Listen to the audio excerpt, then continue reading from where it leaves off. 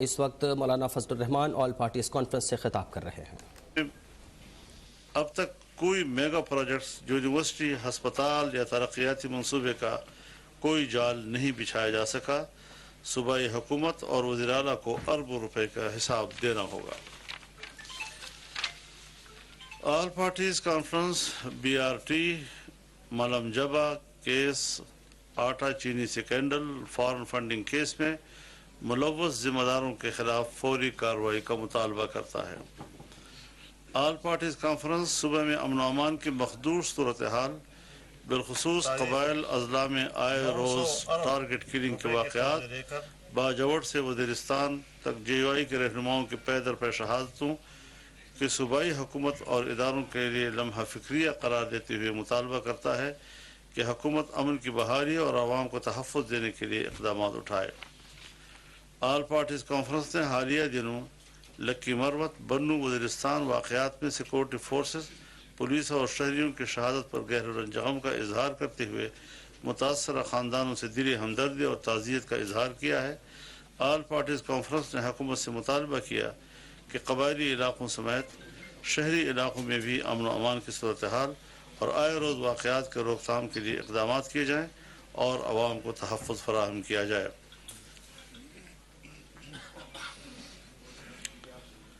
یہ کانفرنس تحریک انصاف صوبائی حکومت کی جانب سے صوبائی اسمبلی میں عددی اکثریت کی بل بوتے پر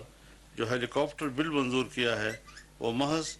عمران خان کو نیب مقدمہ سے بری کرنے کے لیے بنایا گیا ہے، اس لیے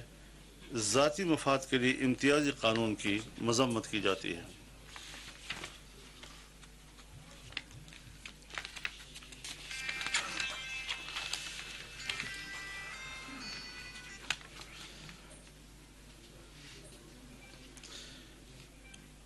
APC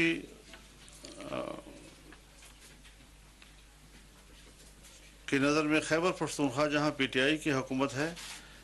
اگر پنجاب میں آٹے کی قیمت 1350 روپے جبکہ خیبر پختونخوا میں 2600 روپے تک پہنچ چکی ہے، صوبائی حکومت عوام کو ریلیف دینے کے لیے آٹے کی قیمت پوری طور پر کم کرے۔ آل پارٹیز کانفرنس مرکزی حکومت کی آئینی حیثیت کے حوالے سے صوبائی حکومت کے مبین رویے کو آئین کے منافی قرار دے۔ APC مطالبہ کرتا ہے کہ صوبائی حکومت آئین کے مطابق وفاقی حکومت کی حیثیت کو ہر لحاظ سے تسلیم کرے اور اس کے خلاف جو غیر آئینی اقدامات کی طرف اشارے کیے گئے ہیں اس سے باز رہے۔ ساتھ ہی میں یہ اعزاز بھی حاصل کر رہا ہوں کہ پشاور پریس کلب کے جو انتخابات ہوئے ہیں تو اس کے نئے صدر ارشد عزیز مرک صاحب کو اور ان کی کابینہ کو مبارکباد پیش کرتا ہوں۔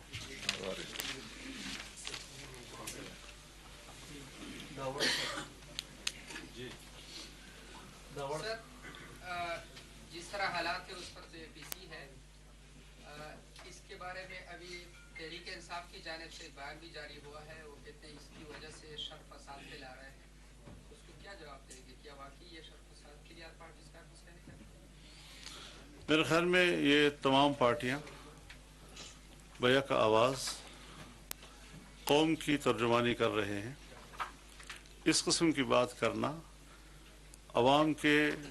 جذبات کو ان کی زخموں پر نمک پاشی کرنے کے مترادف ہے۔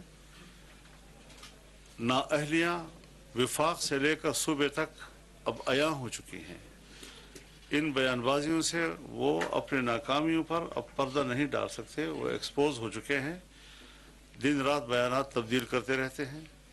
صبح کوئی بیان دیتا ہے تو شام کو اس کی نفی کرتے ہیں، اور پھر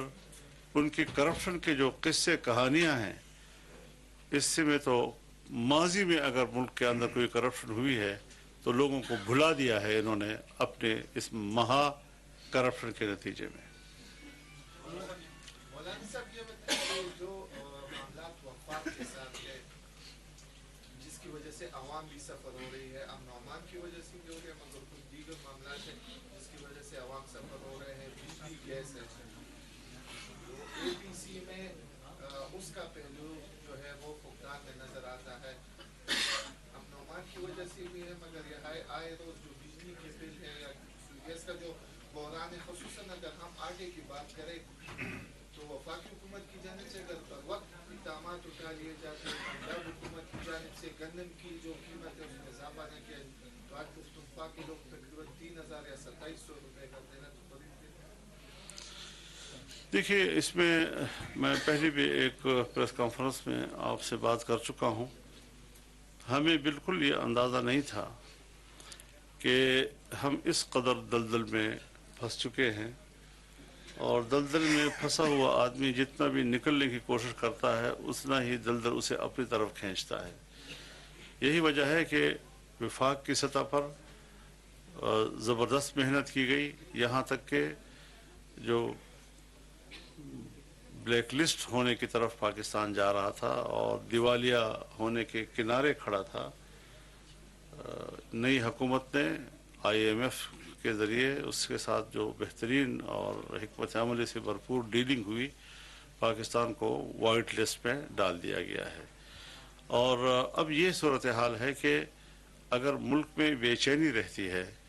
اور جس طرح کہ انہوں نے لانگ مارچز یا فرلانگ مارچز کے ذریعے سے بے چینی پیدا کرنے کی کوشش کی،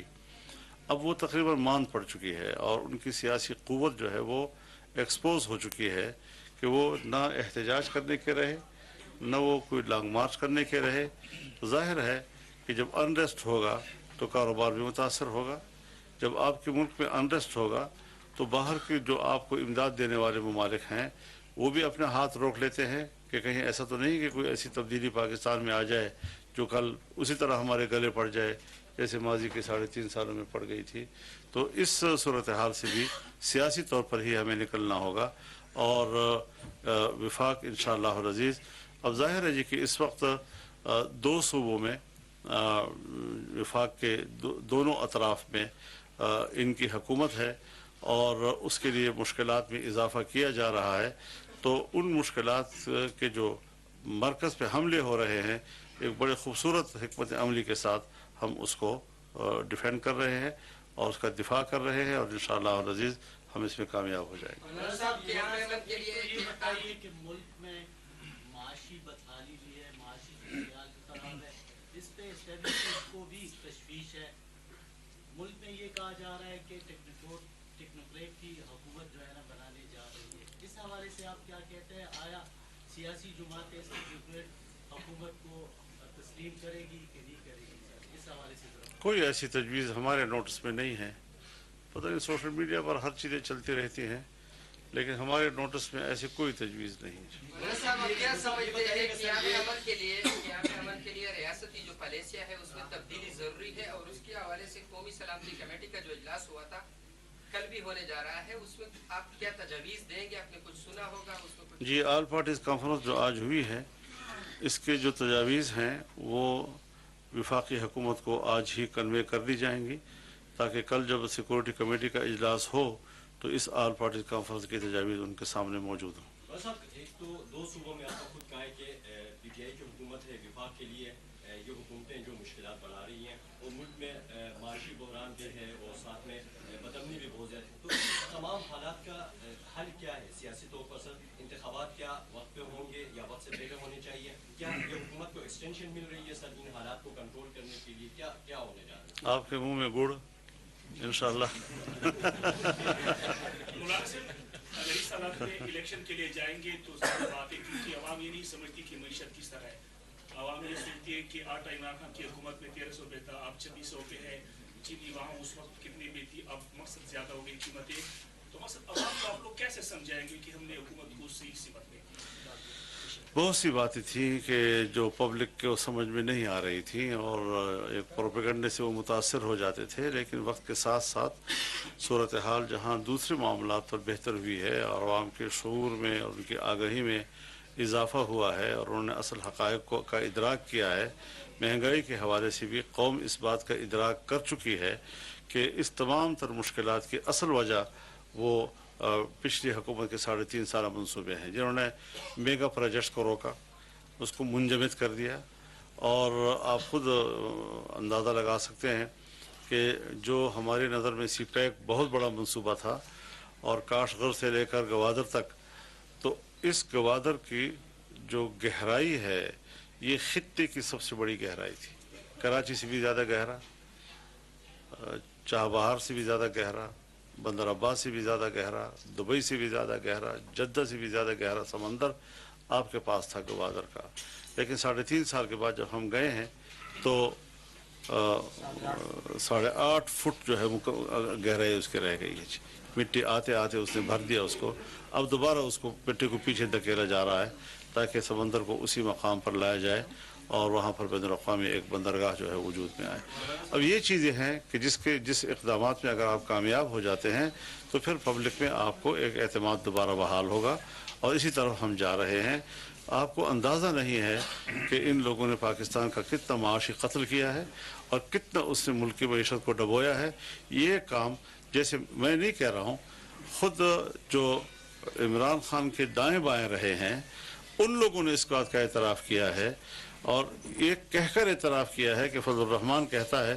कि ये बाहर का एजेंट है, हम नहीं मानते थे, हम इस बात से इख्तलाफ करते थे, लेकिन जिस अंदाज से मुल्क डूबा है और डुबोया जा रहा है ये बग़ैर एजेंडे के हो नहीं सकता। तो अब हम भी सोच रहे हैं कि वाकई मुल्क को डुबोने के एजेंडे पे तो नहीं आया था जी। आज जब वो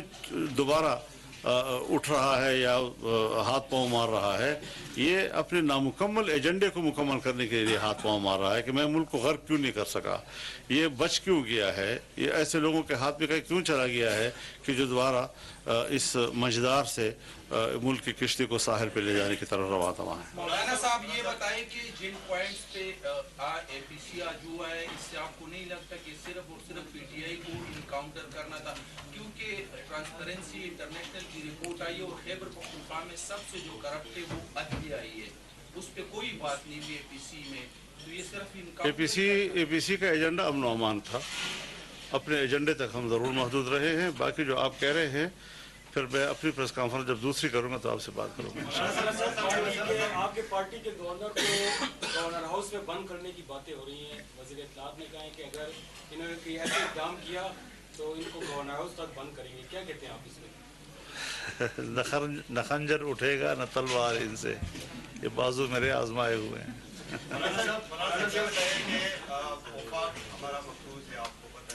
और यहाँ पर हर मिनिस्टर हर प्रेस कॉन्फ्रेंस में यही बात होती है कि वफाक अगर हम पैसे नहीं तो हम जीवन। मौलाना फजलुर रहमान इस वक्त गुफ्तगू कर रहे थे ऑल पार्टीज कॉन्फ्रेंस से, मीडिया से गुफ्तगू करते हुए उन्होंने कहा कि सूबे की आवाम अदम इस्तेहकाम का शिकार है।